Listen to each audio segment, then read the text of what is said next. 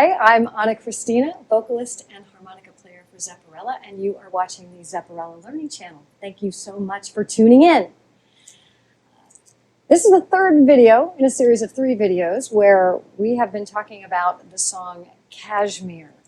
As I mentioned before, Kashmir is on Zeppelin's 6th album, Physical Graffiti, and is considered by many to be one of their more epic or the most epic song.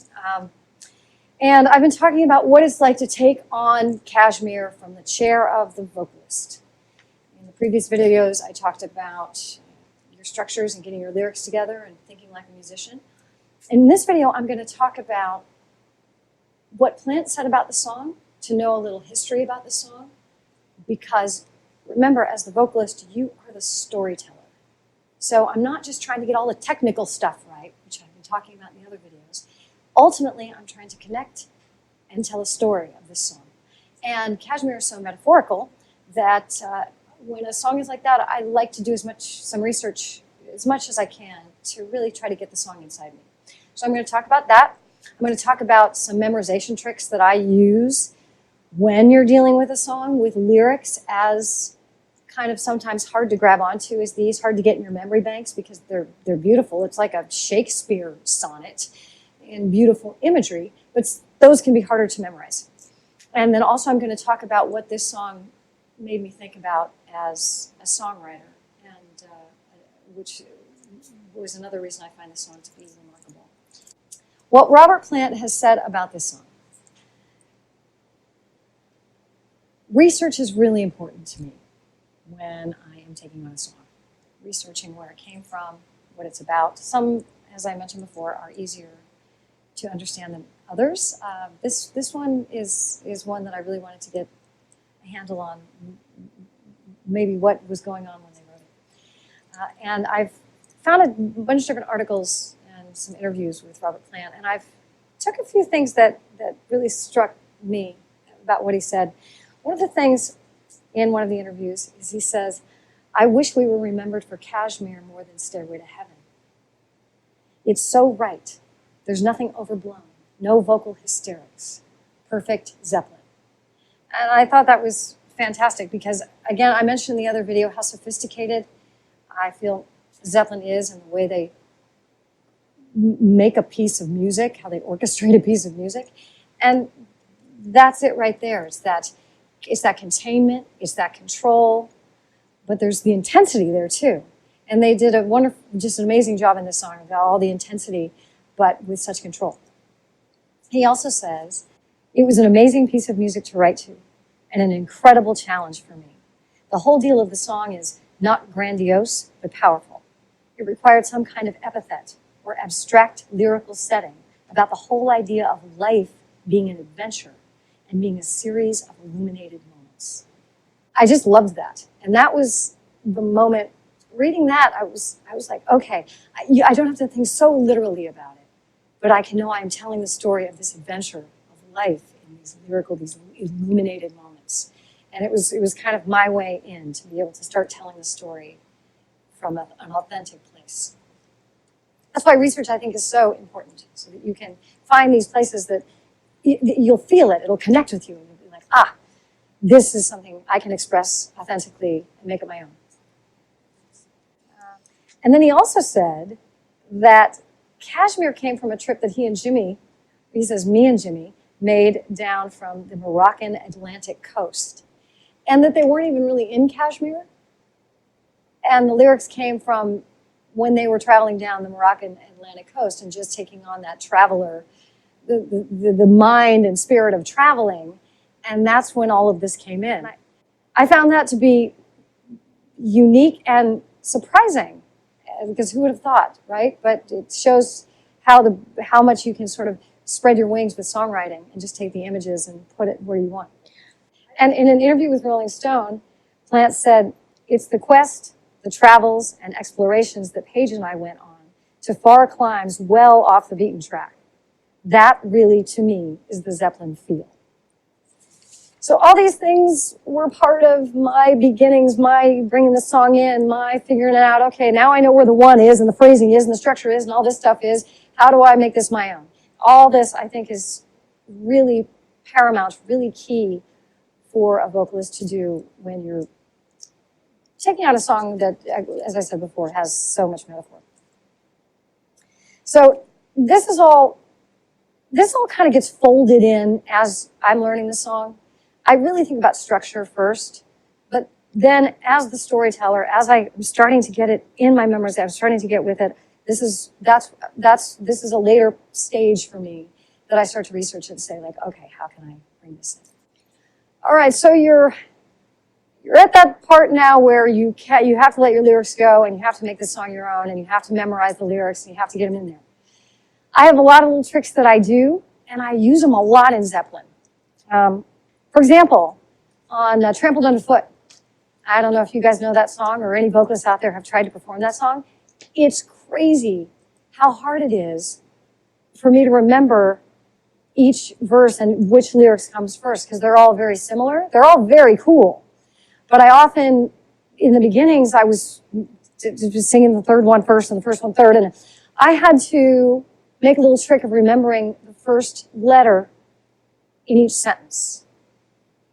And the first verse, the first stanza, grease slick down, groove leather trim, like the way you hold the road, mama ain't no sin, talking about love, right? First letter is G. The second one, trouble-free transmission, watch your oil explode, mama let me pump your gas, mama let me do it all, that's T. And the third line is dig that heavy metal underneath your hood. And so I remember that starts with D. So the way I remember that is it was G, T, D. They all rhyme. And I just remember that, G, T, D. That was my way to remember that. And the second one was MFG, Model Built for Comfort, Factory Air Conditioned, Grooving on the Freeway, MFG. And I just remembered MSG, the flavoring, but I put an F in there. I mean, these are just crazy things. I'm just telling you that right now because that's the way I remember. Just use whatever tricks are possible. So for Kashmir, I leaned with Kashmir on some alliteration as well, noticing when there's many words in a phrase that have the same letter. But first I'm going to talk about the very first line. It's crazy. Oh, let the sun beat down upon my face. It's really important to make sure you have a trick for that first line. Because it's funny. It's amazing how often, and I've worked with other singers, where your song's on and you cannot remember the first line. And I'm not saying this to get that in anybody's head. It's not a common thing, but it does happen, and it's always good to just have a little trick for yourself. If it's, because sometimes there's nerves or whatever, and you run a blank. It's like, okay, what's that first line? And the sun comes up. For me, that was an easy one. So the sun always comes up first. The sun always comes up first. So that's always how I remember. That's what the first line is. An example for the second verse, which is the half a verse, is talk in songs and tongues of lilting grace. Sounds caress my ear. Okay, I remember there's lots of T's and S's in that one. Talk and songs and tongues of lilting grace. Sounds caress my ear. And it's strange, but that worked for me. That's how I was able to remember we're in this. These are the first two verses, and it's going to be very helpful. I sometimes will even underline it in my lyrics. So I use anything you can to whatever works for you. At the end of the song, those two verses are very similar to the two verses that we start with. So after I come out of that long note, trying to find where I've been, and I hold the long note, and I often get a little dizzy, disoriented, got to remember where I am, and I have to remember what the next lyric is. And I would forget that one a lot, and so I had to make a little mental note. You have to kind of visualize a story, but I had to make a mental note that, when you first take off, it's the pilot. The pilot takes you off. So the pilot of the storm leaves no trace. I remember the pilot is first. And then when I went to the verse after that, I remember that was I use alliteration again. I use that verse had a lot of F's in it. Oh, Father of the four winds, fill my sail across the sea of years with no provisions but an open face. So there were lots of F's in that one, and I would just make a mental note. The pilot is going to be the first thing to take you off, and then there's a bunch of F's in the second one. And it feels kind of silly just talking about it, but I lean on these kinds of things a lot with the Zeppelin songs. And eventually a lot of them get in there. But some of them I still use it. Some of them, because there's a lot of lyrics to know, and they can be not so straightforward sometimes, not just telling a story. So you have to have these little tricks to remember. Now we're at the third part of this video. And I wanted to talk about how this song, pretty early on, made me really notice the contrast between the melody choice and the intensity of the band, the music of the band, the music of what's going on. And I noticed it pretty early on. And again, I leaned on my research a little bit and found some things that Plant even talked about that very thing of how heavy the band was hitting and what he was going to write over that. In another interview, Plant said he was delighted with his lyrics. He admitted that he was petrified and virtually in tears at trying to sing along with Kashmir's unusual rhythmic pattern. And I noticed that immediately, and it was kind of interesting to hear him put it that way, because I thought, as a songwriter, that's how I would have felt.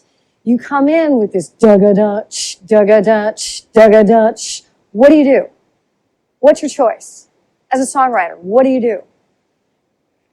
The first instinct might be to go right there with them and kind of sing like this and get it there with them. But no, he's like this kind of this floaty thing, this floaty, beautiful melody, which takes you to this mystical place. And he even uses the word lilting, and his melody is lilting, and that's even in the lyric of the song. Talking songs and tons of lilting grace. And it's just so beautifully done. And I just, hats off to him for, and you know, the band was probably, it was probably a band thought, but that's really kind of the singer's, in the singer's realm to have to come up with a melody that works for you. And hats off to thinking of that rather than just kind of going to the obvious heavy place there. And I think that exists in the whole song. And it really made me think of, you know, why he chose to be so staccato on the bridge, you know. And it was, emotionally, it's the appropriate thing to do there. But what a contrast from where we've just been. And it's just very, very sophisticated. And I always marvel at that with this band.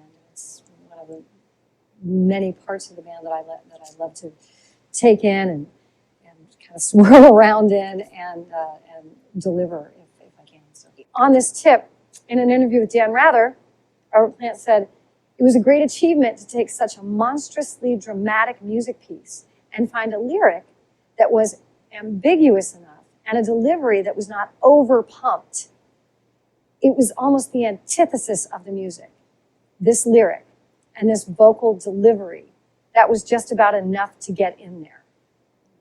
One last thing that I found that Plant had said that struck me is that he said that he loved this song not only because of its intensity, but also because it was so intense without being considered heavy metal, a label the band didn't like.